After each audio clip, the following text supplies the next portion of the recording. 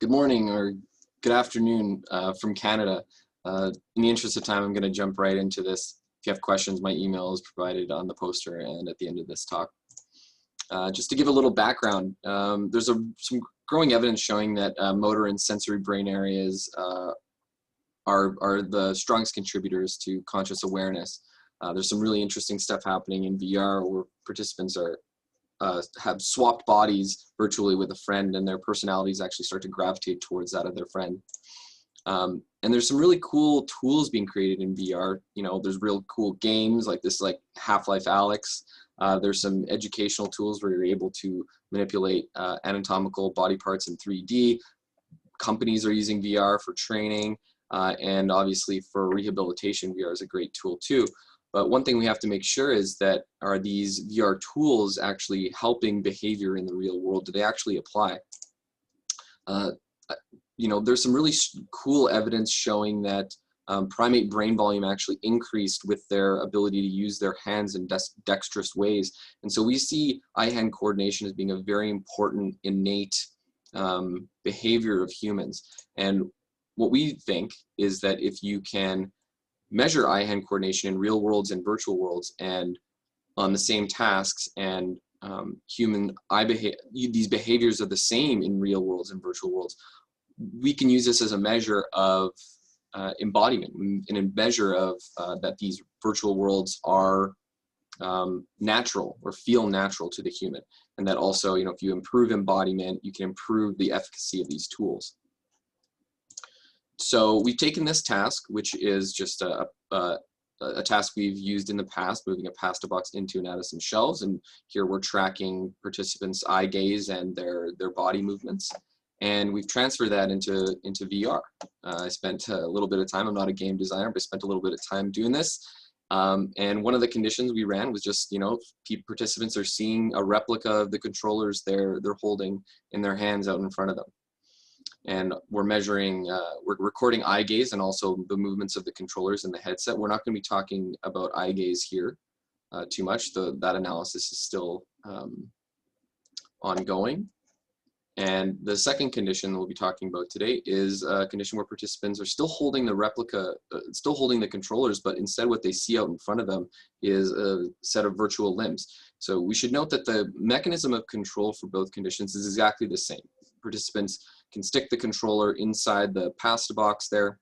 When they click the trigger, they can interact with the pasta box. So the mechanism of the control is the same, but obviously what participants are seeing is different. And interestingly, we found movement differences when participants saw the replica of the controller they were holding. They would stick the controller just inside of the pasta box relatively straight.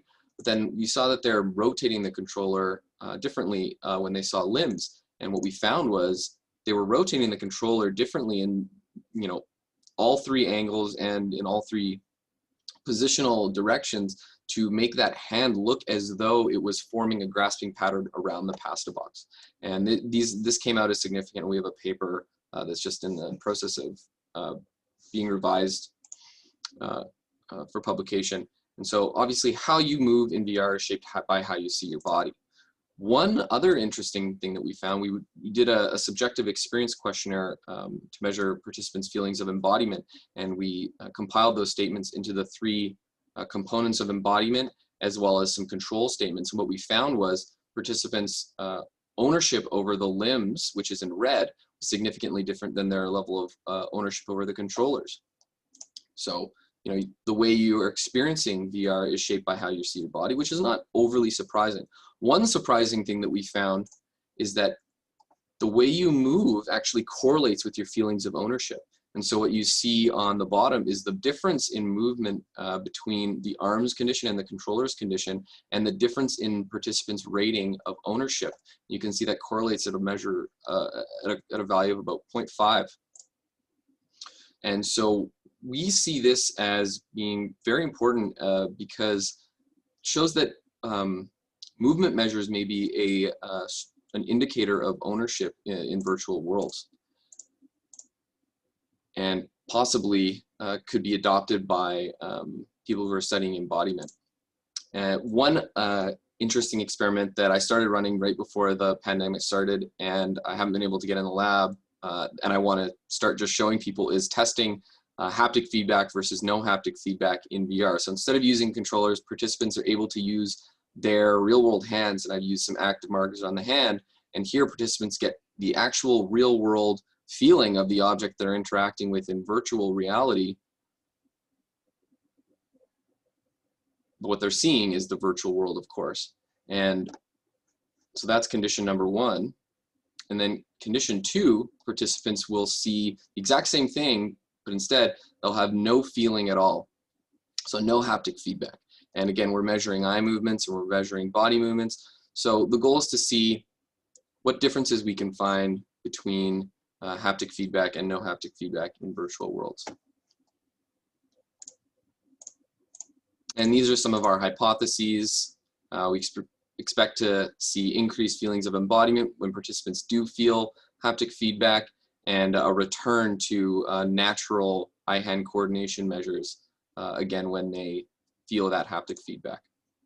And hopefully, with some of these research projects, we're able to make virtual a little more real to improve some of these tools. Thank you very much. And if you have any questions, you can email me at elavoie@ualberta.ca, or you can follow me on Twitter, Ewan Lavoie.